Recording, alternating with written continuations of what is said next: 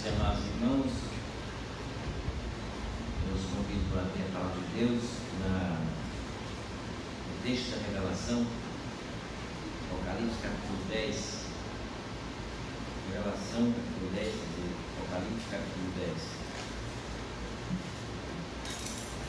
Para continuidade a nossa exposição das Sagradas Escrituras.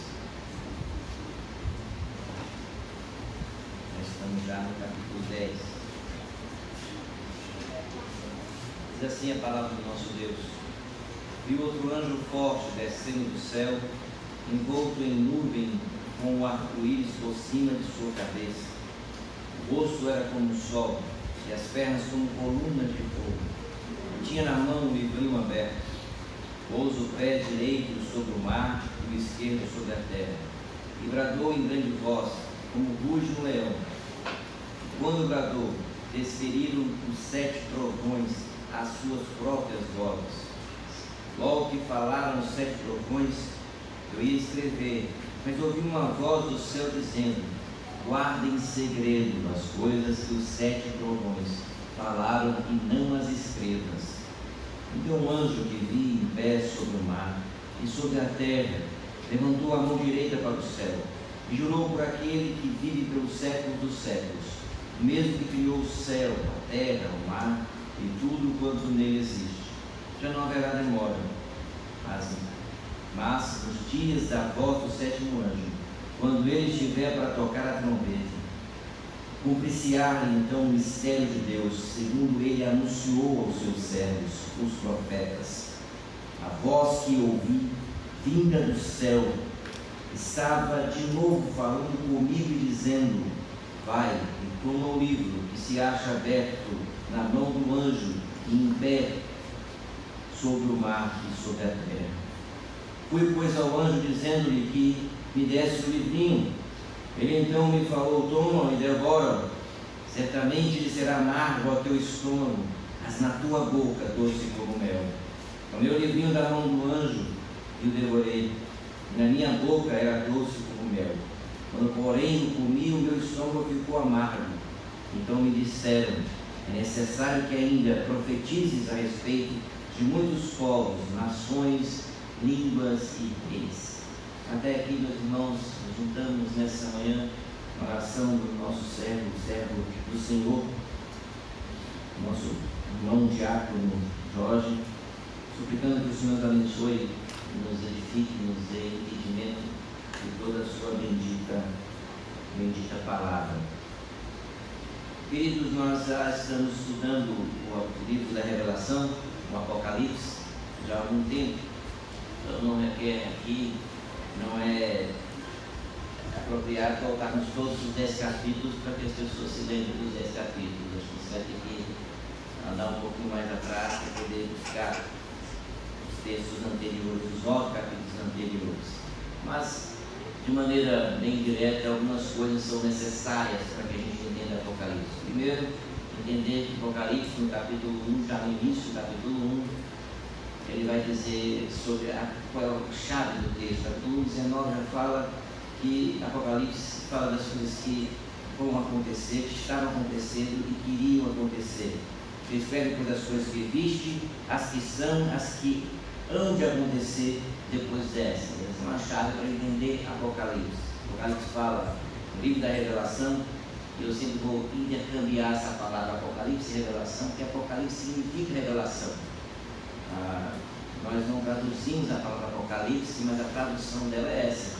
E no inglês a palavra já é traduzida em revelação. Eu já tinha dito aqui para os irmãos que a melhor tradução seria traduzir, porque não foi traduzido, foi Apocalipse, então ficou sem tradução. Mas vimos também que essa revelação, ela revela e ela oculta ao mesmo tempo. Então isso aqui é importante a gente lembrar. Assim como o Senhor Jesus falou por parábolas e disse para aqueles que estavam ouvindo, quando perguntaram para ele por que ele falava por parábolas, o Senhor Jesus então disse para os seus discípulos que ele falava por parábolas para que aqueles que estavam com ele, aqueles que estavam junto dele, entendessem. Os seus discípulos deveriam entender, mas aqueles que estavam de fora, aqueles que não pertenciam aos seus discípulos, eles não entenderiam. Então parábola, ela revela e ela oculta ao mesmo tempo. Então veja que Apocalipse, o texto da revelação, faz a mesma coisa. A ideia é que ele revela para os discípulos, aqueles que têm o Espírito, mas ele também oculta para aqueles que não são, aqueles que não têm o Espírito, aqueles que não são discípulos do Senhor. Por isso o Apocalipse ele usa uma linguagem chamada linguagem metafórica. Alguns autores no passado queriam traduzir, alguns deles até hoje ainda fazem isso, traduzir o livro da Revelação de maneira literal. A maneira literal para Apocalipse é um crime muito grande, porque você vai ter muitas dificuldades. Eu diria crime, mas seria elaborar em erro muito perigoso para a igreja. Exemplo, 144 mil. Imagine que você interprete 144 mil pessoas como literal. Nós estaremos aqui fazendo o que nessa manhã? Já que todo mundo já foi salvo, não tem mais jeito nenhum para nós, não é verdade? Então 144 mil não é literal. As figuras que estão no livro da Revelação não podem ser traduzidas de maneira literal. Portanto, alguns autores, como Gregory Bill, vai falar o seguinte: interprete o Apocalipse de maneira metafórica. E quando ela não for metafórica, você vai ter que saber quando ela não é metafórica, mas ela é basicamente uma metáfora. Várias vezes vai usar figuras. Essas figuras, elas estão no Antigo Testamento. Quem não leu o Antigo Testamento vai ter sérias dificuldades. Vai ter que ler Daniel, vai ter que ler Ezequiel, o texto de Isaías, vai ter que ler os Salmos, vai ter que ler as profecias, porque você vai encontrar a interpretação mais adequada para o livro da Revelação nesses livros do Antigo Testamento que serão citados aqui no livro da Revelação. Algumas coisas para a gente entender o livro da Revelação. Metáfora é importante, são metáforas. Não dá para entender a metáfora literalmente. Metáfora não foi feita para isso. Não foi para você pegar cada figura da metáfora e tentar interpretar. Às vezes vai ser fácil fazer isso, porque o Antigo Testamento vai revelar o que é, e o próprio livro da Revelação vai dizer o que é. Às vezes será bastante difícil de a gente interpretar. Nós já vimos algumas figuras. Vimos a figura das estrelas, que são os anjos. Vimos a figura dos candeeiros, que são a igreja. E o próprio texto revela isso. Então ele mostra metaforicamente e explica o que é. Vimos algumas questões de números nas escrituras da Revelação. Percebemos que os números têm a ver com algumas ideias do Antigo Testamento. Por exemplo, vimos o 1 como unidade, o 3 como trindade, mas vimos também o número 4, que aparece nas escrituras como a totalidade da terra. Assim como está em Gênesis, os 4 rios que regam ali agora o trono ali no Éden. Você pega o rio, são 4, e você vai entender na Bíblia até o Novo Testamento, Antigo ou Novo, a ideia de 4 cantos da terra. Então 4 significa a totalidade da terra. Vimos um outro número que aparece mais constantemente, número 6. E o número 6 também está se referindo ao texto de Gênesis, quando Deus fez o homem no 6º dia. Então o livro da Revelação diz 6 é o número de homem, e 666 é o número da besta. Você vai compreender que a totalidade, o homem tentando, buscando tomar conta, ou seja, da sua própria vida, é como ser Deus, é como se fosse o retorno à queda de Adão. Mas agora não acontece, é muito maior, mais elevado.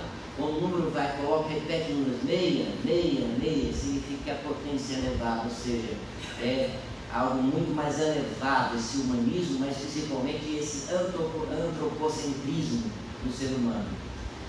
Vimos o número 7, perfeição, completude, porque Deus descansou no 7º dia. Quando tudo estava pronto, viu Deus que estava tudo perfeito, pronto. Então 7 é plenitude, é completo.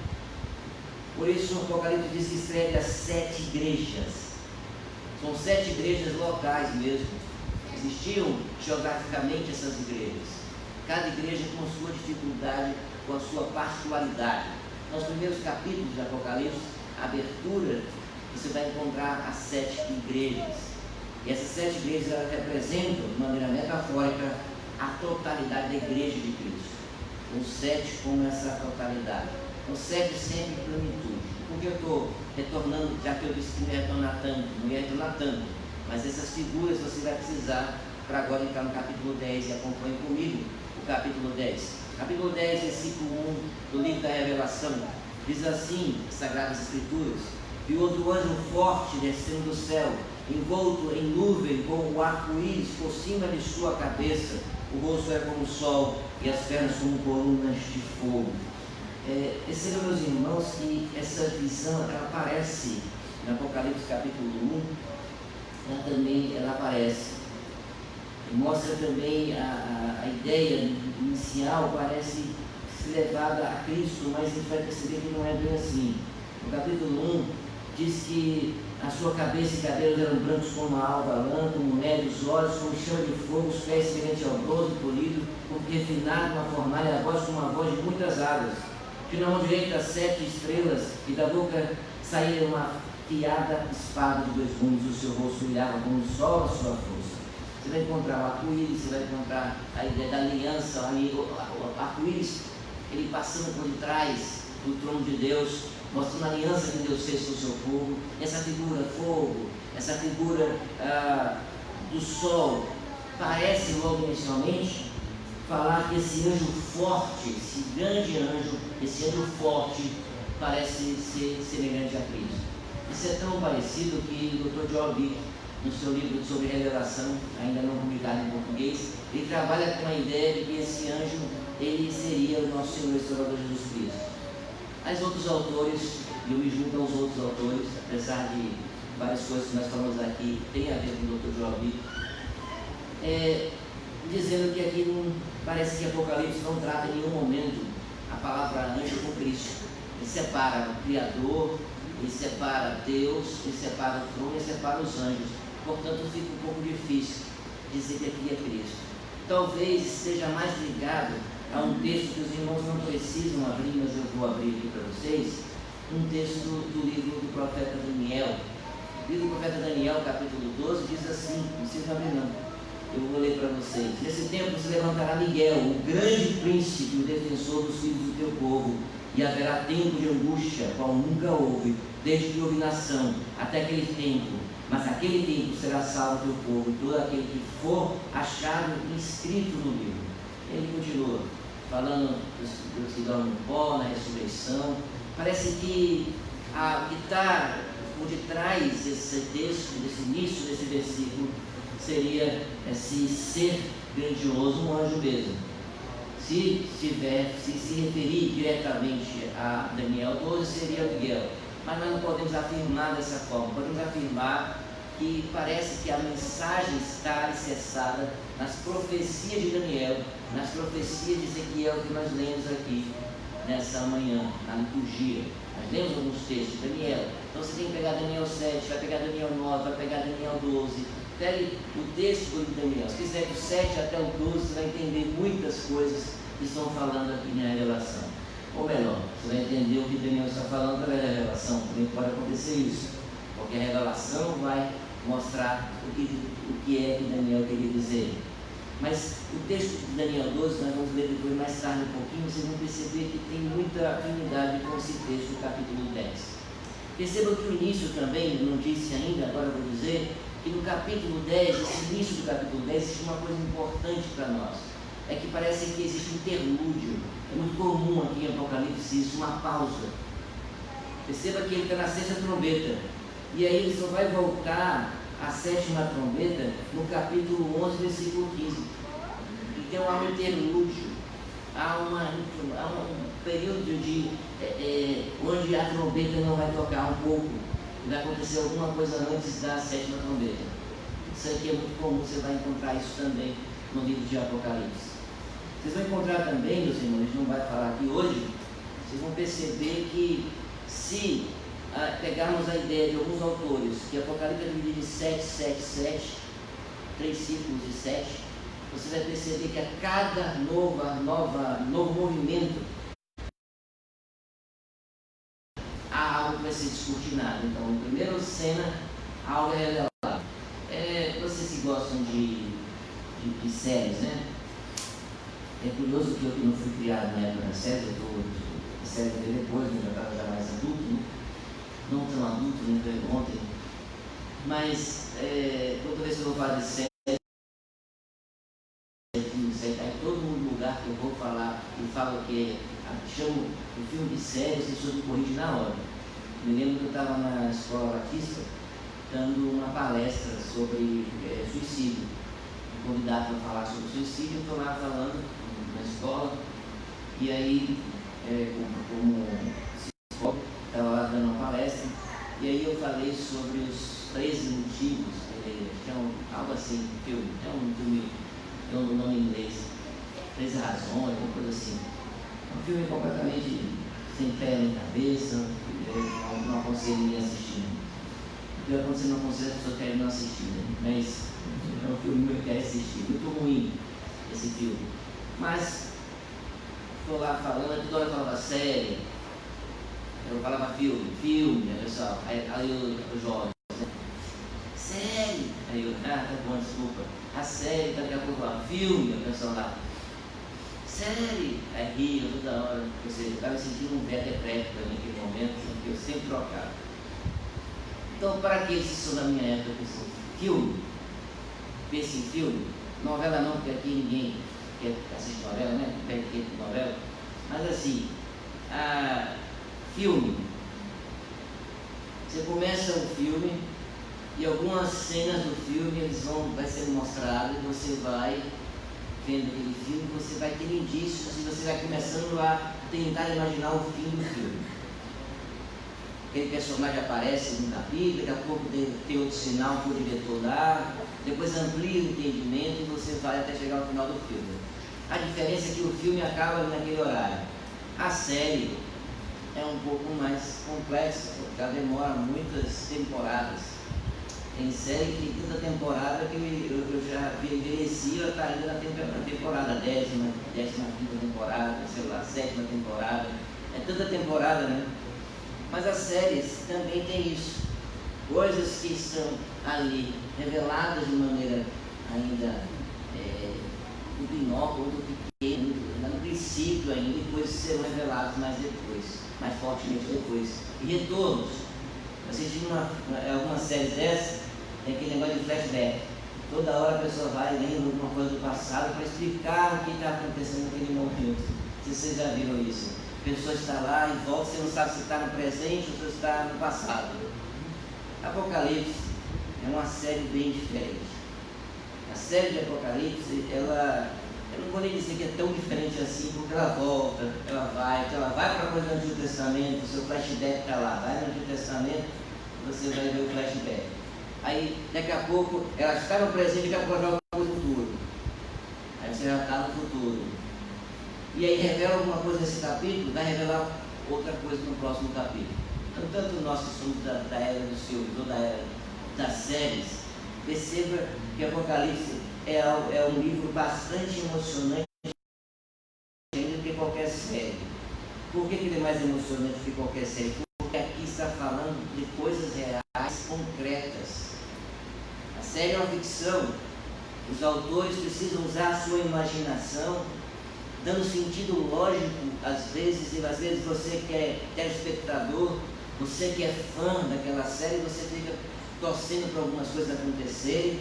Alguns autores leem os comentários dos seus fãs, modificam alguns pedaços da série para agradar o público, percebem que o movimento, o tempo daquele filme está ali, algumas pessoas estão esvaziando, não estão assistindo muito. O que eles fazem na série? Eles dão uma melhorada, tentam agradar um casal quer ficar aqui, agora não vai ficar mais, é o outro casal, muda porque o pessoal estava ali, como diz os jovens, chipando outro casal, para chipar, né? Então sempre um casal ficasse junto. E aí fica naquela torcida. E o diretor muda. Aqui não. Nessa série real, o senhor não vai mudar de ideia. Ele não vai ouvir necessariamente o telespectador na sua vontade. Mas o diretor desse filme ouviu no tempo. Mesmo que o livro tenha sido escrito na eternidade, ele ouviu no tempo a oração dos santos. Ou seja, ele não mudou o seu plano, mas dentro do plano dele estava registrado a oração, o sofrimento do seu povo, o pedido do povo. Diz: até quando, Senhor? O Senhor não julgará a nossa causa. Até quando ficaremos assim, sem que o Senhor julgue a nossa causa? E o Senhor então vai julgar a causa. Quando você olhar para o Apocalipse, não fique ansioso, pelo contrário, fique tranquilo, espere chegar até o fim. Porque essa ideia de você ler capítulo 1, capítulo 2, capítulo 3, capítulo 4, esperando até a última parte da série, esperando cada momento, você terá dificuldade se você ficar esperando isso. Você vai ter que ler o livro completo. Vai ter que ler esse spoiler, né? Vai ter que fazer isso. Vai ler completamente o livro para poder entender esses movimentos. Esses movimentos de 7 em 7, essas revelações que são ampliadas, volta, amplia, esse retorno ao antigo. Então nós precisamos entender um pouco isso. Quando, retornando aqui ao versículo 1 ainda, esse forte anjo descendo do céu, envolto a nuvem como um arco-íris, parece remontar ao primeiro capítulo, mas não é necessariamente isso. Isso mostra a aliança de Deus, o poder de Deus, mostra o rosto como um sol, aquela ideia de justiça de Deus, aquilo que é a clareza. Se nós pensarmos na linguagem de João, não no Apocalipse, mas João no Evangelho, a ideia de andar em pleno dia. Isso quer dizer que João tenha usado essa mesma figura aqui, mas a ideia está dentro do capítulo 1, a ideia do sol, o Senhor como esse sol, as pernas com colunas de fogo, juízo, o Senhor vai pisar, o anjo do Senhor vai pisar na terra, vai julgar a terra, pisar é julgamento. E ele continua, versículo 2, e tinha na mão um livrinho aberto, pôs o pé direito sobre o mar e o esquerdo sobre a terra. E alguns vão falar sobre a Ásia Menor, outros vão falar sobre o julgamento de Jerusalém, o julgamento de Judá, o julgamento dos povos, que tem a ver com o julgamento mesmo. No rio e no mar, ele coloca os pés, ele tem poder, ele domina todas as coisas. E bradou em grande voz, versículo 3, como ruge um leão, e quando bradou, despediu 7 trovões as suas próprias vozes. Aqui também é interessante essa figura de linguagem, ou essa metáfora, é a ideia, o leão é aquele que é um animal forte, que julga, e já vai ser colocado nas escrituras dessa forma. Leão que vai julgar, ele é como aquele que vai buscar a sua presa. Então, o leão, um animal forte, vai buscar a sua presa. E quando ele brada, a voz, o rugido dele não é um rugido comum, é um rugido de 7 trovões. Por que trovão? Trovão para as escrituras é julgamento. 7 trovões, plenitude do julgamento. 7, fiz a introdução. 7 trovões, plenitude do julgamento. O Senhor vai julgar agora de maneira plena, completa, os povos. Logo que falaram os 7 trovões, versículo 4, acompanhe comigo, eu ia escrever, mas ouvi uma voz do céu dizendo: guarda em segredo as coisas que os 7 trovões falaram, e não as escrevas. É curioso aqui, porque isso nos faz lembrar o apóstolo Paulo, né? Quando o Senhor Paulo diz que não vai falar nada. 2 Coríntios capítulo 12, 4 diz assim, fui arrebatado ao paraíso e ouviu palavras inefáveis, as quais não é lícito ao homem referir. Que coisa curiosa. Imagine você, imagine esse momento, você é chamado para a revelação. O Senhor diz que vai revelar para você, Ele revela para você. Só que tem coisas que você vai poder replicar, poder escrever, poder falar sobre elas, mas existem coisas que você não pode falar. Quando o apóstolo Paulo, segundo ele, diz que conheceu um homem que foi arrebatado ao paraíso e ouviu palavras inefáveis, as quais não é lícito ao homem referir. Ele, quando foi ao terceiro céu, disse que ele viu coisas grandiosas e ouviu palavras que não podem ser traduzidas da maneira humana, inefáveis. Inefável é aquilo que não pode ser transmitido de maneira a ser inteligível, a pessoa não consegue transmitir de maneira que a outra possa entender. Mas não é fácil, não tem como você falar. Parece que aqui também acontece isso. Acontece que o anjo fala e diz para ele: não fala. Ele ouve uma voz do céu, dizendo: guarda em segredo as coisas que os sete alguns falaram, e não as escrevas. Terceiro, então, Apocalipse se revela e oculta. Revelou João, mas ocultou algumas coisas. Lembrei você de novo, não tem coisas interessantes, você está assistindo algo e já você fala assim: peraí, tem um suspense aqui, tem um suspense. Só que no suspense do seu filme, você depois até busca no Google e tenta descobrir. Aqui não. Ele diz: você vai guardar e não vai dizer. Algumas coisas serão ditas, mas aquilo que ele falou que não vai dizer, a gente não vai saber. Porque está guardado. Está guardado pelo profeta. João aqui está sendo chamado na qualidade de profeta. O texto aqui básico, às vezes, é o texto do Antigo Testamento. Daniel 8 diz assim: a visão da tarde e da manhã que foi dita é verdadeira, tu, porém, preserva a visão, porque se refere a dias ainda muito distantes. Deus fala a Daniel e diz: Daniel, estou te dizendo, estou mostrando uma coisa para você, mas preserve isso. Preserve, porque isso se refere a dias ainda muito distantes. Isso não vai acontecer agora, então você preserva isso daí. Guarde um pouquinho. Em Daniel 12:4 diz: tu, porém, Daniel, encerra as palavras e sela o livro até o tempo do fim. Muitos o esquadrinharão, e o saber se multiplicará. Mas Daniel, tu, porém, encerra as palavras e sela o livro. Não fala. Já percebeu? Uma pausa dramática. Você não vai falar. Silêncio, suspense. Agora é curioso, né? O Senhor revela para João, e João vai dizer para a gente que o Senhor falou uma coisa que ele não pode dizer para a gente. Imagina esse pessoal curioso de hoje. Ele diz: olha, o Senhor me revelou uma coisa, mas eu não posso dizer. Quando alguém faz isso para mim, eu como ser humano, eu digo logo: ó, por que é que você disse que tem uma coisa para dizer que não pode dizer? Melhor não dizer nada. Não é melhor? Por que você disse isso para mim? Agora quer aguçar minha curiosidade? Aguçar o meu pecado, né? Eu quero saber agora. Aí eu sempre digo assim para a pessoa: é melhor você falar, porque a minha imaginação é pior do que qualquer coisa que você vai dizer. Eu conheço o coração, eu já digo logo: não fala logo, é pior. Melhor dizer logo isso daí. E não se preocupe, crente não fofoca, crente compartilha a informação. Mas, meus irmãos, tanto para Daniel como para João, o Senhor mostra para eles, talvez uma espécie de conforto, de consolo para aquela pessoa que está ouvindo agora essa mensagem, o próprio João.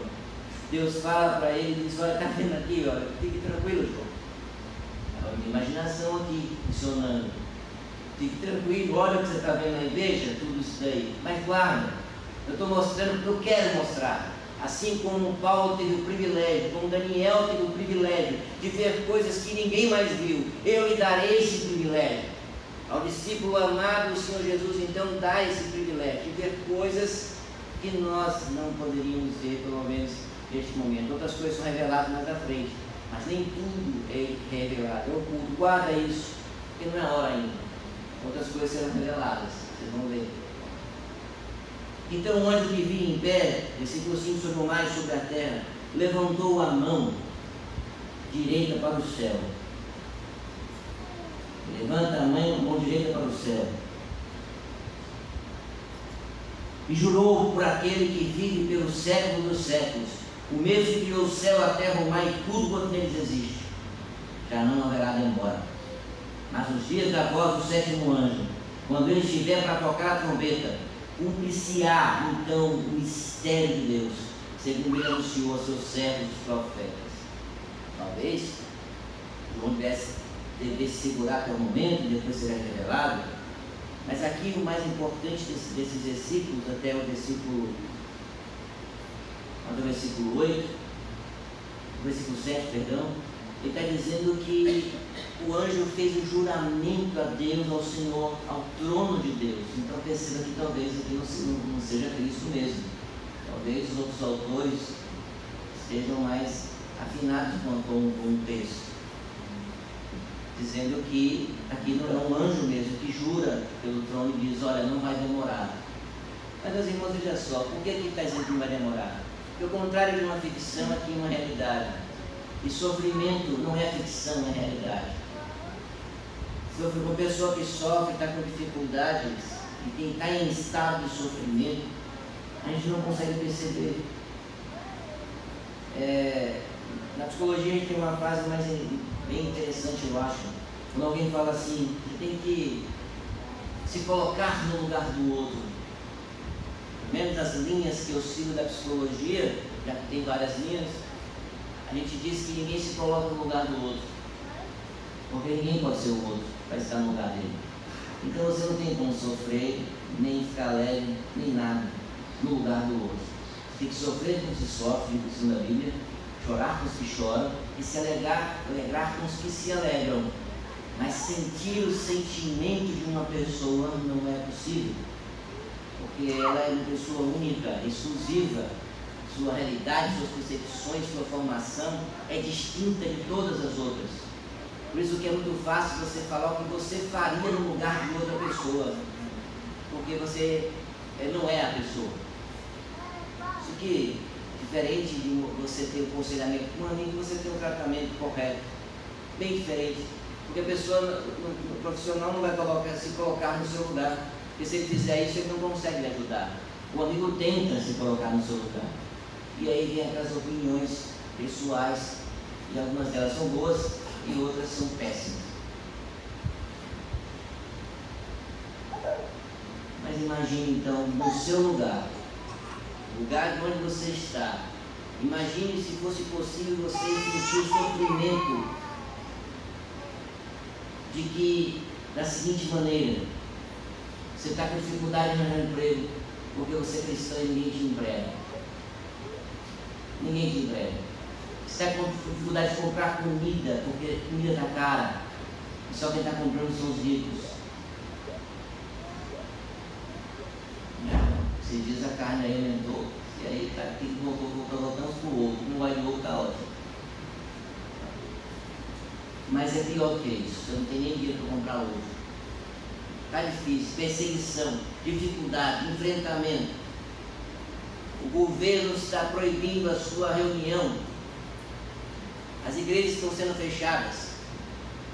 Na sua casa, na sua família se levantam inimigos contra você.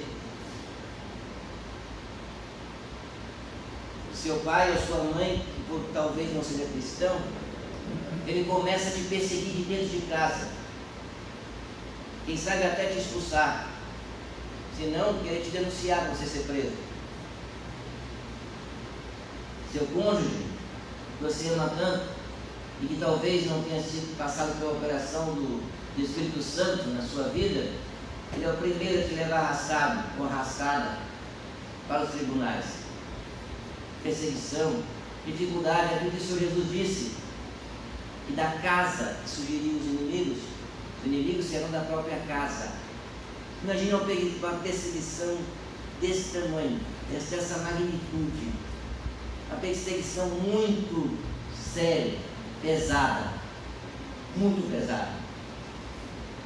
Se nós aqui hoje, que não sofremos perseguição dessa forma, violenta, nós, muitas vezes, no nossa dor individual, no nosso sofrimento individual, sofrimento porque a gente está procurando um emprego e não vem agora. Mas não é uma ideia de não encontrar emprego por causa da sua fé, é por causa da situação do país. A dificuldade que você tem amorosa, sua família, briga, confusão, você que ainda não casou, aquele desejo de casar e ainda não conseguiu arranjar uma pessoa que você quer, esse desejo, e você está sofrendo. Esse sofrimento é um sofrimento individual. Sofrimento mas não é um sofrimento que Apocalipse está descrevendo. A descrição do sofrimento é uma descrição generalizada. Se para você o alívio já é demorado, se às vezes o sofrimento de uma doença, de uma dor, no leito de uma cama, você já diz: até quando, Senhor? Quando é que até quando o Senhor vai esquecer de mim? Até quando o Senhor vai virar de mim o seu rosto? Até quando, Senhor, eu sofrerei essa doença, essas dores? Dói da ponta do meu dedo do pé ao fio do meu cabelo, está doendo. Ele tem irmãos e irmãs que já têm essas dores assim, né? Algumas delas são psicossomáticas, mas dores psicossomáticas doem, porque dói na psique.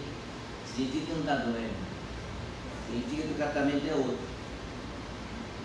Está doendo, e você ora a Deus, você ora pelo sofrimento da perda dos seus entes queridos, você sofre, você entra às vezes num estado pré-depressão, ou até na depressão, e você está lá sofrendo, e esse sofrimento é válido, querida, válido, irmão. Sofrimento, ninguém está dizendo que você não sofre, não pode sofrer por isso. Nós só falamos que esse remédio, como você tem que buscar o auxílio de Deus para esses sofrimentos pessoais, individuais. O Apocalipse está falando de um sofrimento que vai além, para além de um sofrimento individual. Individualmente, cada irmão naquela igreja estava sofrendo, mas sofrendo porque tinha uma coisa em comum: o nome de Jesus. O nome de Jesus agora era algo difícil de se carregar. Lembra que João está preso na ilha de Patmos. Vamos lembrar depois dos apóstolos que foram mortos. A igreja não tem mais a simpatia de Atos. No início, ele contava com a simpatia de todos. A igreja agora é algo que as pessoas estão rejeitando. Esse sofrimento, então, meus irmãos, é um sofrimento que vai para além dos sofrimentos individuais, vai para além das nossas inquietudes individuais.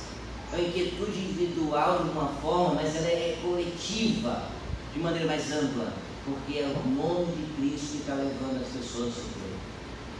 Por isso que quando o anjo jura, vive pelos séculos dos séculos, o mesmo que criou os céus, a terra, o mar e tudo quanto neles existe, já não haverá demora. Quando diz isso, é uma espécie de alívio, não haverá mais demora. Meus irmãos, imagine Daniel tendo essa visão lá no passado. Isso que eu dizendo é porque isso não é agora, Daniel, guarde isso. Vem João agora e ele ouve agora do anjo que não terá mais demora a trombeta soará. O juízo de Deus chegará.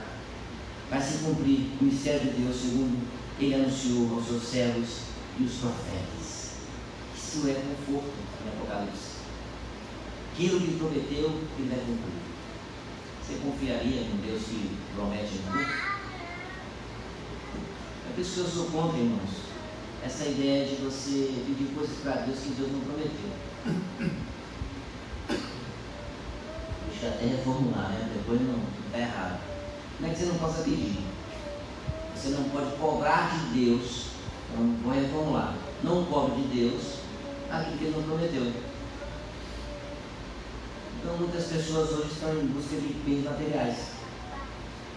E aí vai e coloca no coração. Ora no coração e diz: Senhor, vai me dar tal coisa. Ora por um carro, ora por outra coisa. Você pode orar por tudo isso. Ora, é lícito orar por todas as coisas. Tudo que você deve pedir a Deus, colocar nas mãos de Deus.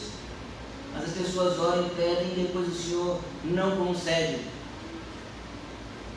As pessoas começam a dizer: olha, está vendo? Deus promete e não cumpre. Não. As promessas de Deus estão aqui, ó, nas Escrituras. E todas são cabalmente cumpridas. Todas elas. Os profetas, então, os seus discípulos, seus servos, estão agora felizes, porque o anjo prometeu, diz que a trombeta vai tocar e vai cumprir o mistério de Deus, segundo ele anunciou aos seus servos e os profetas. Deus vai realizar a sua obra, a sua soberania, o juízo acontecerá.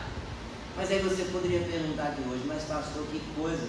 Quer dizer que eles vão ficar felizes, não precisam de confortos, se sentirem confortados porque o Senhor vai mandar o juízo? Claro, claro que sim.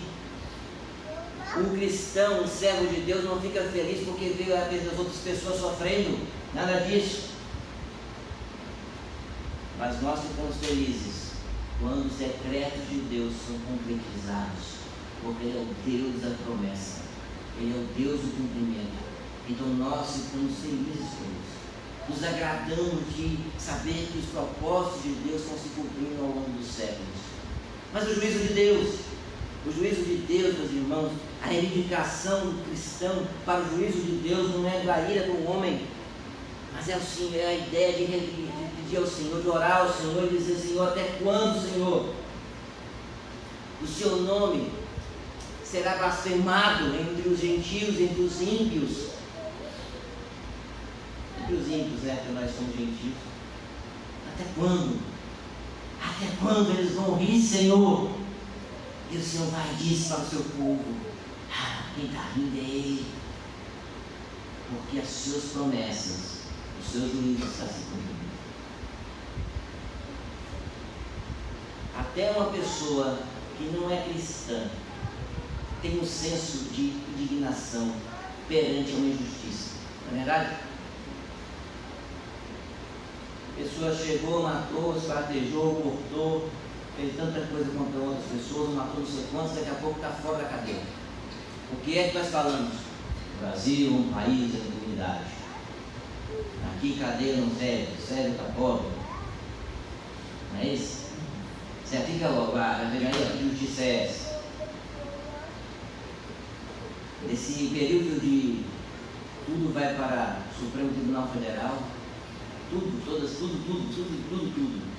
É até curioso. Até o Legislativo que legisla leva para o Supremo Tribunal para passar o Supremo Tribunal dizer se vai querer aquela legislação que foi colocada pelo.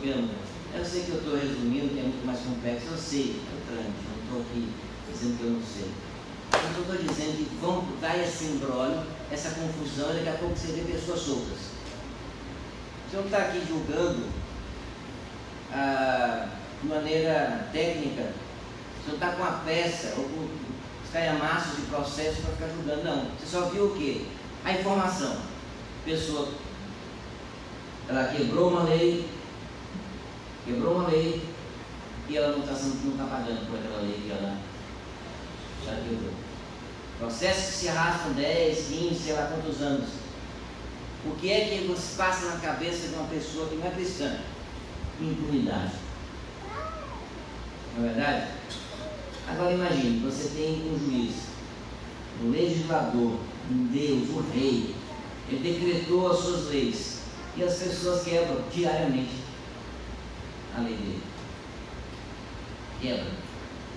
Elas quebram a lei dele. Essas pessoas, elas falam mal dele. Essas pessoas têm ódio dele. Porque existem só dois caminhos dentro das Escrituras: ou você ama ou você odeia. Não existe amigo do Evangelho.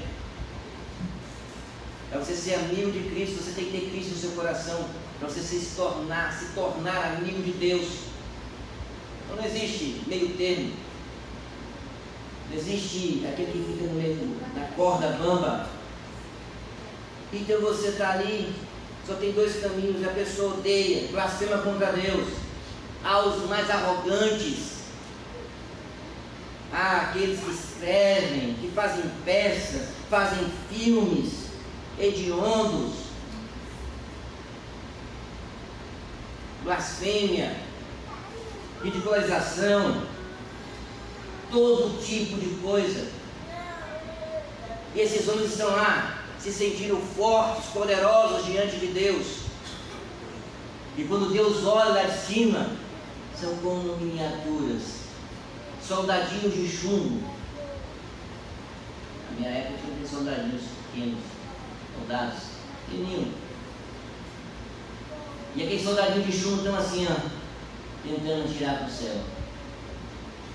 Se toda a humanidade pegasse todas as suas armas atômicas, tentasse explodir o terceiro céu, aquela algo ridículo, seria um traque. Eu acho que nem traque seria. Mas a sensação que as pessoas têm é de impunidade. Agora veja a igreja perseguida. Está lá os irmãos perseguidos, com dificuldade. esse juízo de Deus significa que Deus não é um Deus de intimidade, é um Deus que pune os malfeitores, pune aqueles que estão contra Ele, e que ninguém que levantou a voz contra Ele continuará com sua voz altiva. Ficaram emudecidos pelo poder do juízo de Deus.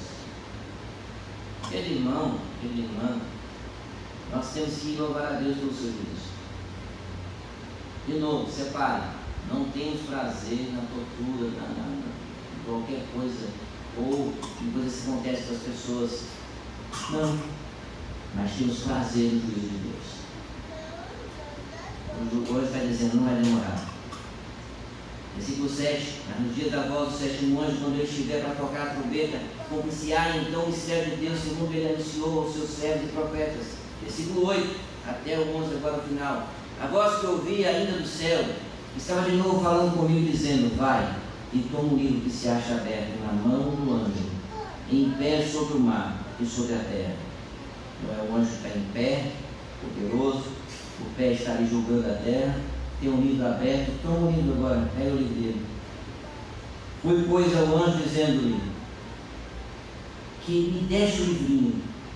Alguns autores vão dizer a comparação de livrinho para um anjo forte, grande.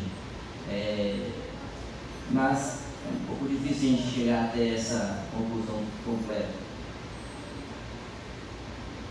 Ele então me falou, toma-o, devora-o, certamente ele será amargo ao teu estômago, mas na tua boca doce como mel. Vejam, meus irmãos, que aqui nesse momento, a ideia de que ele vai ser amargo, ele vai ser doce na boca, mas ele vai ser amargo no estômago.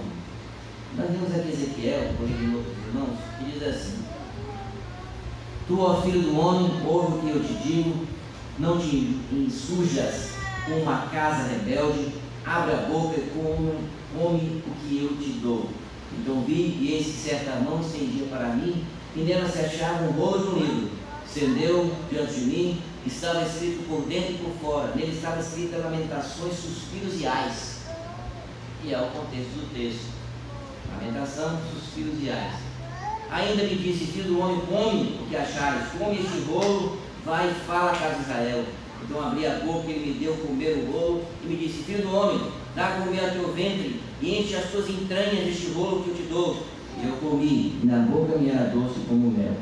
Aqui em Ezequiel, a ideia é que Ezequiel, o povo de Israel não quer aceitar a palavra de Deus. O povo rebelde não quer ouvir a palavra de Deus. Então ele chama Ezequiel e diz, olha Ezequiel, você vai obedecer, você vai comer este livro, se alimentar dele. E diz o texto que foi doce para Ezequiel obedecer a palavra de Deus. Enquanto o povo era um povo que estava amargo contra Deus, um povo que não queria obedecer a Deus, agora Ezequiel como profeta, ele toma esse livro, ele saboreia esse livro é doce. Esse é o contexto. Em outros momentos também nós temos o texto de Jeremias falando sobre um livro, o comer de um livro e o juízo de Deus. Então, se você pegar as referências, não vou citar todas elas, você vai entender que Deus está dizendo que aquele profeta vai pegar a palavra de Deus e vai obedecer. A sua audiência está desobediente, no caso de Ezequiel. Mas em João está dizendo que é doce ao paladar. Ele quer fazer a vontade de Deus, ele quer falar sobre aquilo que Deus mandou ele falar. É doce a boca, os mandamentos de Deus, mas tem um amargo no estômago. E esse amargo no estômago, ele diz, tomei o livro da mão do anjo, devorei, a minha boca era doce como mel. Quando porém eu comi, o meu estômago ficou amargo. Então me disseram, é necessário que ainda profetizes a respeito de muitos povos, nações, línguas e reis. Aí vai continuar a profecia. Ele recebe a profecia para ele profetizar, para ele pregar. Mas o amargo do estômago. O amargo do estômago é porque depois vocês vão perceber que o povo de Deus, ainda que Deus comece a julgar os ímpios, o povo de Deus vai sofrer. É doce ao paladar falar, pregar a palavra, obedecer a Deus. É doce a profecia, o livrinho é doce. Mas o povo de Deus vai sofrer ainda. Meus irmãos, como é difícil entender, e eu respeito as linhas de Apocalipse, aquelas pessoas que entendem diferente, mas esse texto está dizendo que o povo ainda sofrerá. E depois do capítulo 11 você vai ouvir ainda algumas coisas, sofrimento do povo, a igreja, as testemunhas, como a igreja passa pela tribulação, pela grande tribulação, pela dificuldade, pelo enfrentamento. A igreja vai sofrer. E aqui está aqui agora um paradoxo porque a ideia primeira é, você tem uma ideia de que é doce, mas é amargo. Parece contraditório isso. Como pode ser doce, mas ser amargo? A igreja então ficará satisfeita. O Senhor está promovendo a sua justiça, e nós estamos alegres pela justiça de Deus, felizes pela justiça de Deus, mas ao mesmo tempo estamos sofrendo perseguições. Crentes estarão morrendo, como ainda hoje mesmo morrem. Tem missionários morrendo, não se engane com o seu ar-condicionado, com o seu banco confortável. Tem pessoas morrendo pelo Evangelho. É doce para os profetas, para os missionários, para os pregadores do Evangelho, pregar a Cristo. Você já conversou com um missionário que resolve ir para aquela janela 1040, pregar aos muçulmanos, pregar nos países que não pode se ouvir o Evangelho? Já conversou com eles? Você fica motivado, você fica envergonhado. É uma vergonha. É uma vergonha. Olha, eu vou fazer um parênteses aqui. As pessoas às vezes fazem campanha missionária. Vamos dar oferta ao missionário. E aí você vê os irmãos, alguns deles, não vocês, né? Alguns começam, quem sabe você também está nesse meio, aquela agonia, né? Pegar, dar uma oferta, dificuldade, uma dor, um sofrimento para poder ajudar o missionário que está lá sofrendo, passando perseguição, provações, privações. A pessoa vai, aí a pessoa sai daqui, ó, chega na hora da oferta, ou para a igreja local, ou para a missão, mas principalmente para a missão, uma dificuldade miserável. Aí sai da igreja. Me viu o quarteirão. Vai pro quarteirão? Vai. Na empresa. Mas sei lá, me dê aí um sanduíche. Aí gasta 60, 70, 50, 30, 100 reais para comprar um lanche. Você está proibido de fazer isso? Não. Eu estou dizendo que nossa vida é boa. A gente não tem nenhuma noção do que é você estar pregando num país, num lugar onde o Evangelho é proibido e que a pena é a sua vida. Você vai perder a vida, você vai morrer. Não temos nenhuma noção disso. Mas você conversa com esses missionários. Eles têm uma coisa que é o chamado. E esse chamado faz com que eles enfrentem tudo e estejam dispostos a morrer. Se você perguntar para um missionário, eles falassem para ele: meu irmão, por que você está indo aí? Você já foi perseguido, você já foi preso, foi libertado, agora vai voltar de novo. Imagine eu falar para o apóstolo Paulo, você foi açoitado, perseguido, você está doente, Paulo, está mal, muita coisa sofreu. Você está sofrendo, Paulo, açoitado. João, você está preso na ilha de Patmos, João, o que é isso? Você vai ficar falando coisa ainda? Para, fique calado, seja bem com Roma, se acerte com o imperador. Para que você quer ficar falando isso? Pergunte para os profetas, para os missionários, para os pastores, para todos aqueles que realmente têm um chamado no coração. Não é para mercenário, não. É para aquele que tem um chamado no coração. E pergunte para ele se a palavra de Deus não é doce ao seu paladar. Ela é doce, doce como um favo de mel. Ela alimenta a alma. Ela faz com que as pessoas sejam cheias do Espírito Santo de Deus. Por isso, quando esse profeta, quando João diz, ele é doce no meu paladar, ele está falando, meus irmãos, esse efeito maravilhoso da palavra de Deus. É doce. Doce. Para os pregadores, profetas que foram chamados pelo Espírito Santo de Deus, não para mercenários profissionais do público. A palavra é doce. Por isso ele não olha para a congregação, não olha para a igreja, não olha para a irmã que é tua, não olha para a irmã que fala que está falando defeito, criticando, não está nem aí. Porque podem ferir a reputação, podem ferir o corpo, podem ferir, podem falar da forma que falam, podem chegar a criticar qualquer coisa. Critique os missionários, pai de João Batista lá que pregou, pré-anunciou Cristo, né? Aquele que abriu, que a voz que clamava no deserto, e diziam que ele é louco. Mas assim fizeram com o nosso Senhor. Disseram também que ele é um beberrão. Falaram dele também. Ele come e bebe com pecadores. O Senhor Jesus disse: olha, quem é que vai agradar? Uns querem ver João, que não comia nem bebia, vocês falaram que ele tem demônio. Bem, o filho do homem que come e bebe, vocês chamam de beberrão. Não dá para agradar as pessoas. Quando você quer agradar as pessoas, você muda completamente o ministério. O evangelho é deturpado, é deteriorado. A pregação não é para agradar pessoas. E perdoe você que está aqui querendo ser agradado, eu não estou aqui para isso. A gente está aqui para pregar a palavra de Deus, que é doce ao paladar. É doce ao paladar. A palavra de Deus que edifica e que transforma. É ela que vai fazer você levantar todo dia de manhã e dizer: vale a pena viver. Não pelo meu pai, não pela minha mãe, nem pelo meu marido, nem pela minha esposa, não pelo meu filho, não pela minha recreação, pela minha diversão, não pelo meu trabalho, por nada. O que vale a pena fazer, o que eu me levante toda manhã para viver, respirar, é Cristo Jesus. É Jesus que me faz levantar. E não é nada mais do que isso. Porque se for outra coisa, você precisa ajoelhar nessa manhã e pedir a Deus misericórdia. Porque você está vivendo com qualquer outra pessoa que vive para o trabalho, vive para a família, vive para tudo quanto é coisa, mas não vive para Cristo. O apóstolo Paulo diz isso. Cristo ressuscitou, é a nossa fé. Comamos e bebamos que amanhã morreremos. Todo gentio vive assim. Todo ímpio, na verdade, perdão. Todo ímpio vive assim. A causa da sua vida.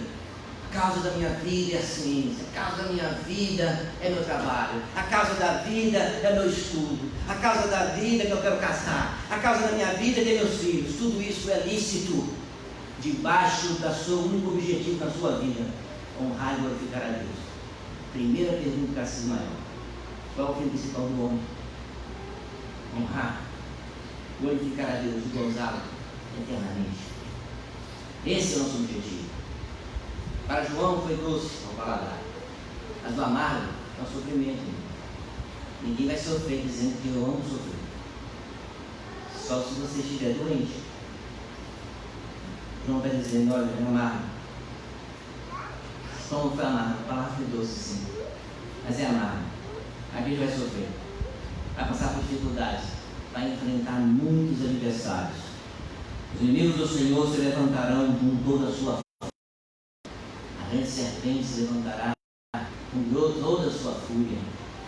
A igreja sofrerá muito, mas mesmo que o estômago esteja embrulhando, a acidez corroa o estômago, ainda que vai ficar no nosso hálito o doce de Cristo nos nossos lábios, o doce da palavra, o doce da sua lei, o doce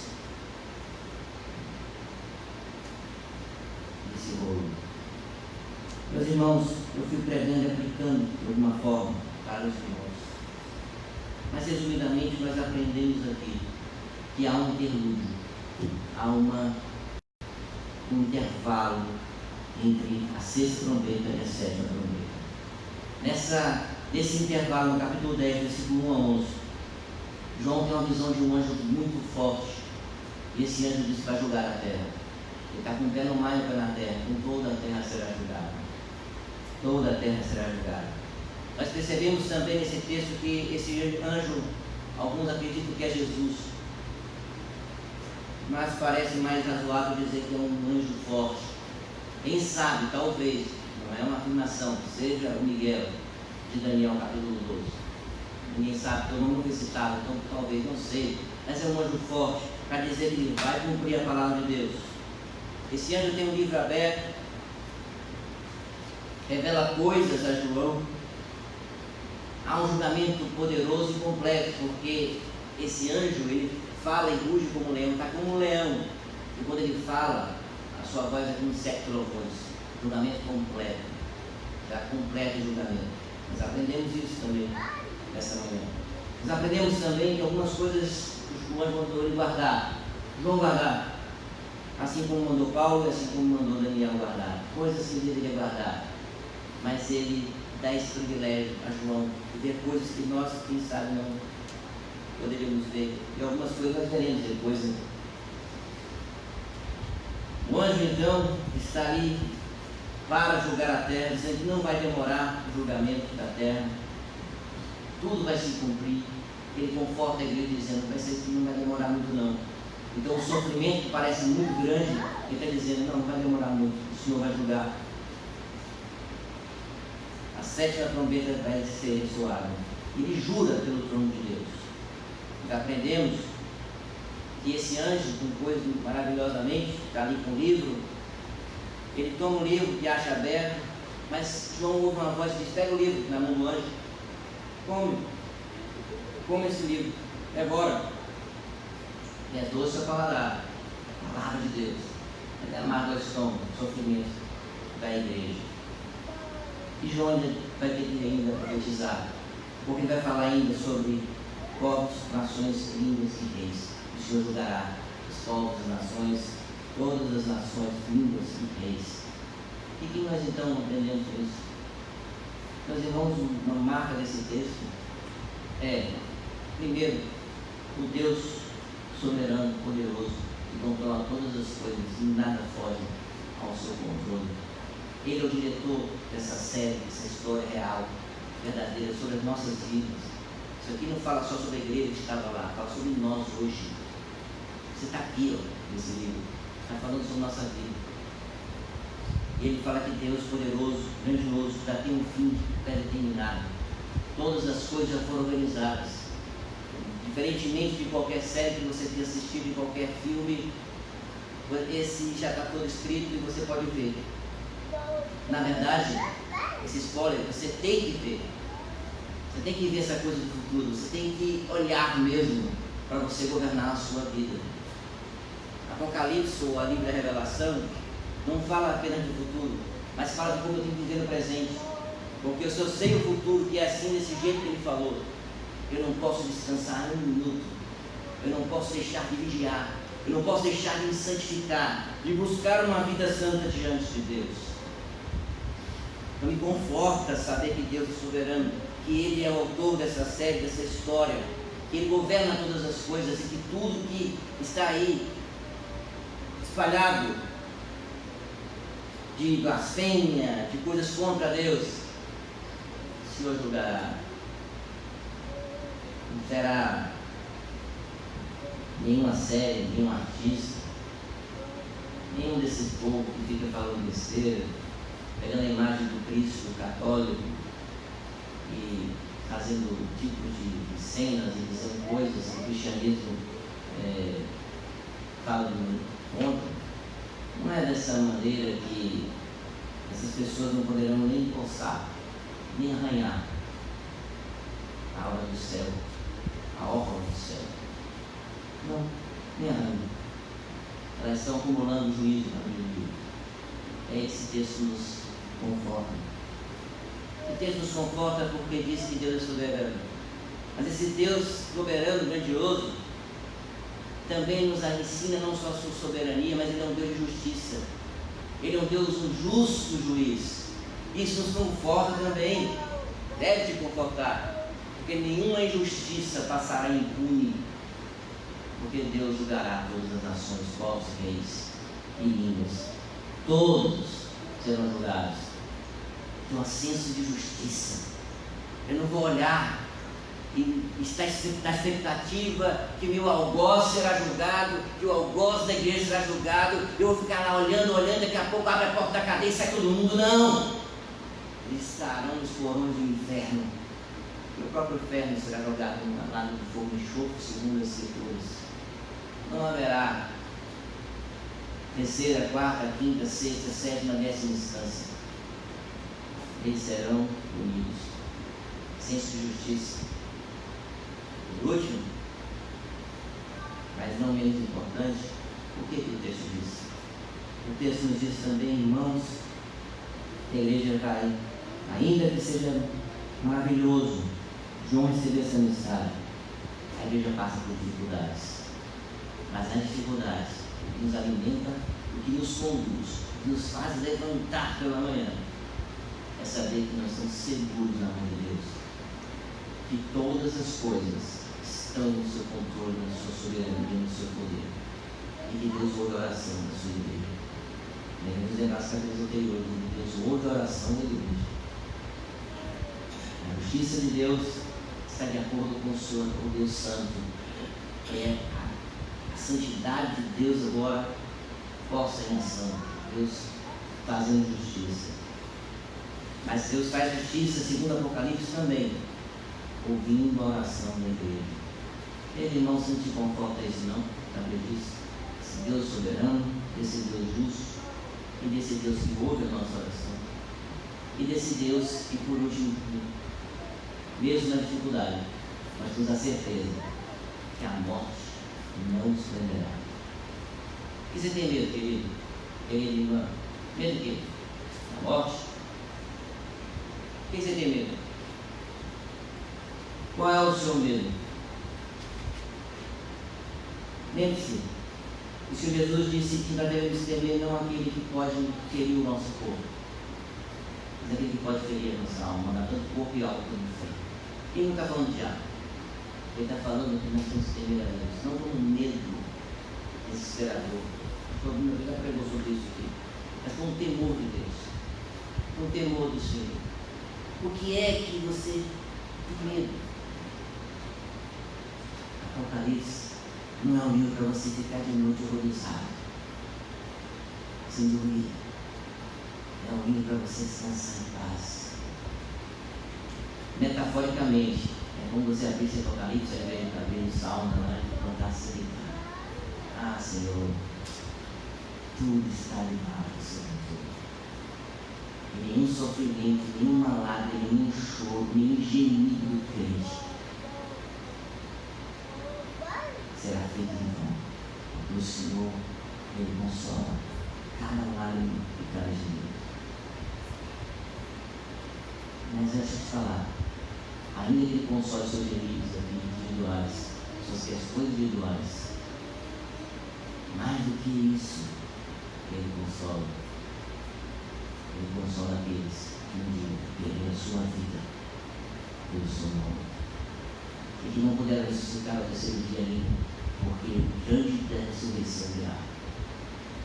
E a alegria que a gente tem no início do Apocalipse, quando João vê, ele enxerga o Senhor em pé, ressurreto. E isso é a garantia que nós também ressuscitaremos no último dia. Você tem a morte? Não tema, porque ela não tem poder sobre a sua vida. Nada mais poderá te dar temor quando você descobrir que a morte não tem domínio sobre a sua vida. Você já passou da morte para a vida e já não entra mais em Jesus. Que Deus sim nos abençoe, irmãos, nos conforte, nos console, que nos faça uma igreja pujante, forte, uma igreja que viva para Cristo. Que o Senhor nos abençoe. Coloquemos de pé, vamos orar ao nosso Deus, receber a bênção apostólica.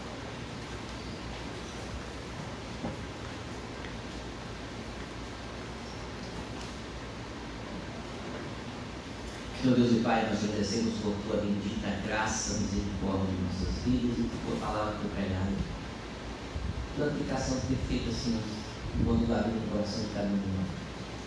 Nos estímulos, nos fortaleça, nos dê ânimo, fervor, amor cada vez mais forte pelo Senhor. Nos ajude, Senhor, a ter uma fé inabalável em Ti. Nossa confiança, nossa esperança esteja no Senhor e não em nada mais do Senhor. Que tudo seja refúgio comparado à sublimidade de ser livre. Nesse momento, Senhor, que o Senhor abençoe cada um de nós e aplique Tua palavra, faça com que cresçamos em Tua palavra e no conhecimento do Senhor. Oramos pelas igrejas perseguidas no mundo. Suplicamos, ó Deus, que eles tenham força. Esses irmãos que não são profetas, não são apóstolos no sentido do Antigo ou do Novo Testamento, mas são servos do Senhor chamados missionários, que estão tão distantes de nós, mas próximos do sangue de Cristo. Que o Senhor os proteja, que o Senhor os guarde de todo mal, que essa palavra doce aos seus lábios, mesmo que eles estejam passando perseguições, seja amarga ao seu estômago, que eles possam, ó Deus, olhar sempre para o Supremo Autor da nossa fé, aquele que é o Alfa e o Ômega, o princípio e o fim. Eles possam olhar, ó Deus, para o Senhor Jesus exaltado, e em Cristo Jesus ter a certeza que vale a pena viver pelo Senhor. Que o Senhor os abençoe, que o Senhor os guarde, que o Senhor os preserve, porque nós, ó Deus, cremos que no Senhor nós somos mais que vencedores. Em nome de Cristo, agora agradecidos. Amém. A graça do nosso Senhor e Salvador Jesus Cristo, a comunhão, a consolação, a virtude e o poder do Espírito Santo, que derramar sobre todos permaneça, hoje e para todos sempre. Amém.